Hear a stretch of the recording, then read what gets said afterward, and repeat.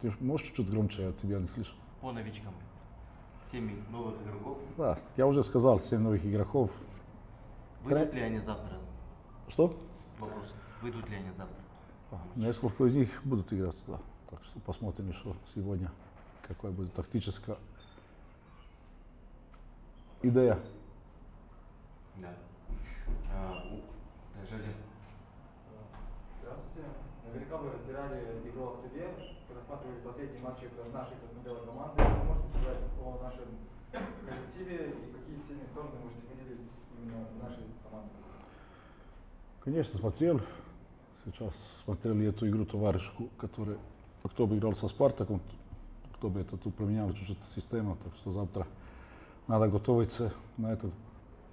У нас 4 защитника или 5.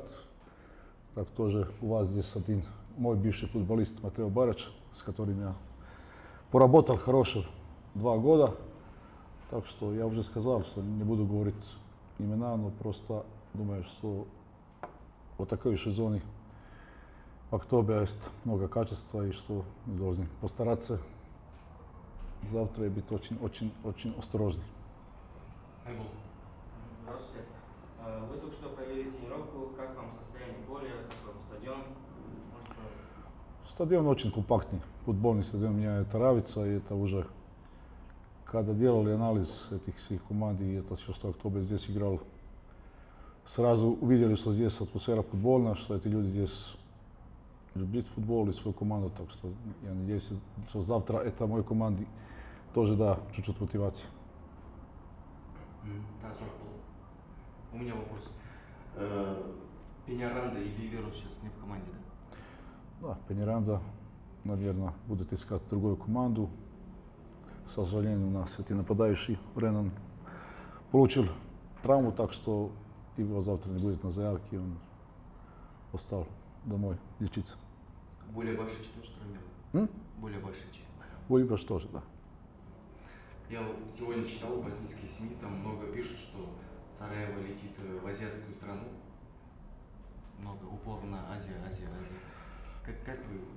Ну, я вообще не думал про это, я это не читал никогда. Я должен сказать, что в прошлом году уже играл здесь, когда был тренер Партизана, я играл в Астане, что у меня здесь все нормально. Не думал это, что это Азия, Европа, так что впечатление, наверное, у людей такое, если не читали и не посмотрели, где вообще находится Казахстан. Хорошо, спасибо. Там срок полный.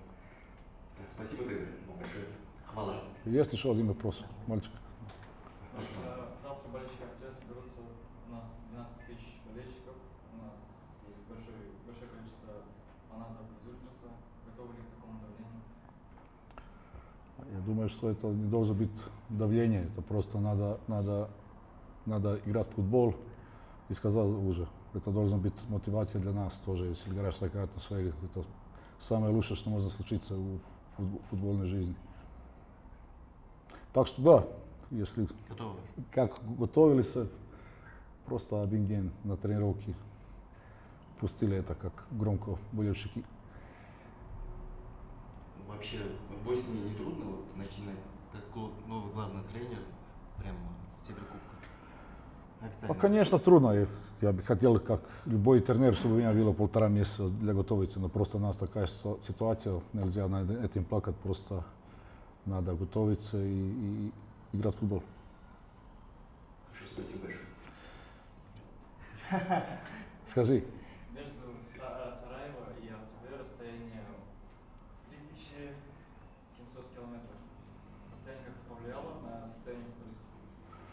Я уже сказал, что я уже в прошлом году летал с Партизаном в Астану, так что знали, что готовились для эту дорогу, но у нас прилетели с чартером, так что не было так долго.